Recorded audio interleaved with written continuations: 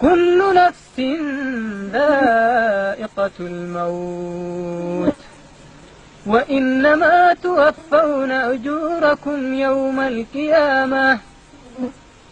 كل نفس ذائقة الموت وإنما توفون أجوركم يوم القيامة. فمن زحزح عن النار وأدخل الجنة فقد فاز وما الحياة الدنيا إلا متاع الغرور. لتبلون في أموالكم وأنفسكم ولتسمعن من